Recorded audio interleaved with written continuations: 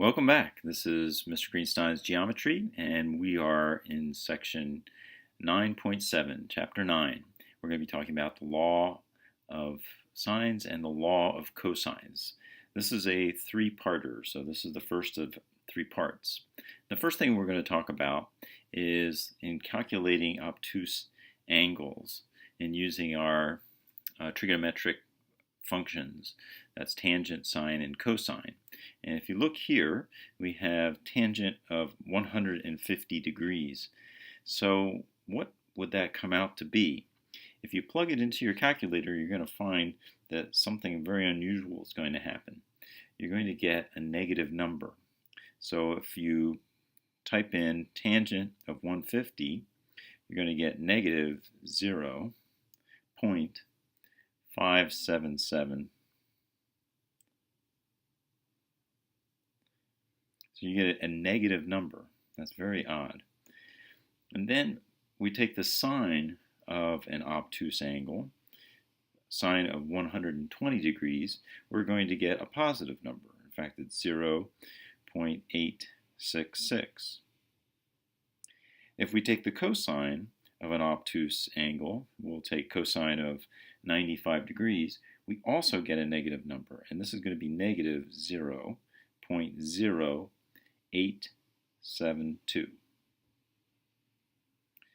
So you'll notice that for the tangents and for the cosines, obtuse angles come out to be negative numbers. But for sine, it comes out to be a positive number. And when we're dealing with geometries, all geometries, the actual physical geometries, are positive values. So there's no such a thing as a negative distance.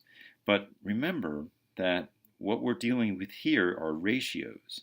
And these ratios have some unusual effects that we'll be studying later in another math that follows geometry.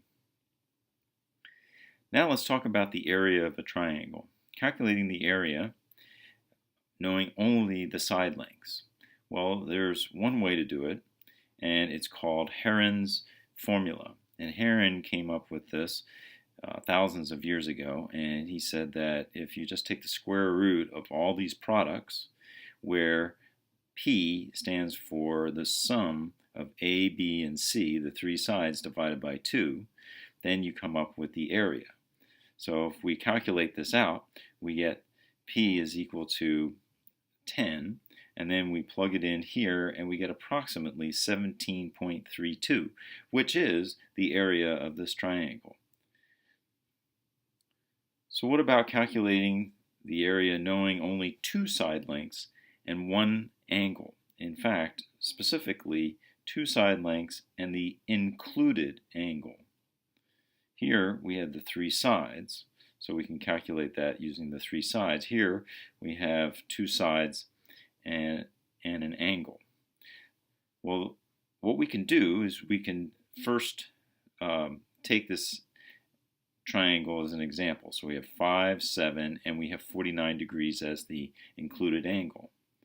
And then I'm going to draw an altitude from this point down to this side. So there's my altitude, and it has a right angle. The sine of A, which is that 49 degrees, is opposite, which is the height, over the hypotenuse, which is 5, or AC. I can just multiply this through, and I get the height is equal to AC, that distance, times the sine of A. Then I know that the area of a triangle is 1/2 base times height. So I just plug in what the base is. The base is going to be AB, and the height is going to be this H, which is AC sine A.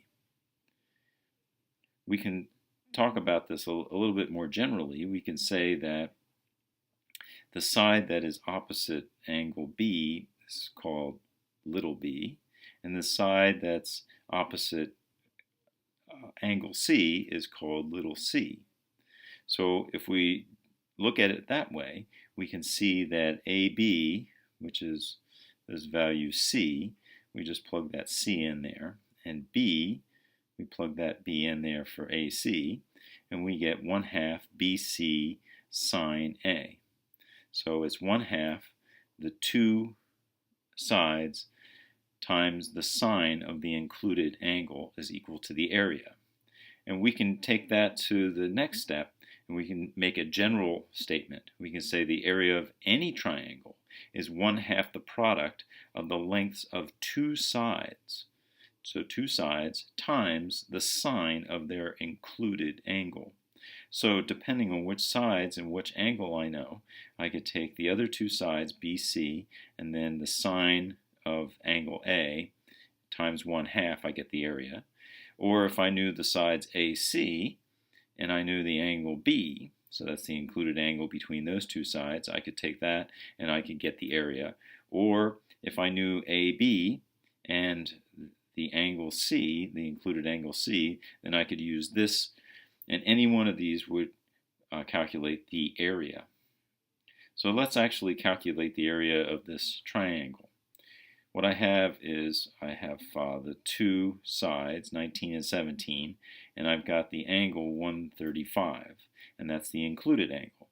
So now what I'm going to say is area is equal to 1/2 B, which is just one of those sides, 19, times C, which is, I'm going to make that 17, times the sine of the included angle, which is 135.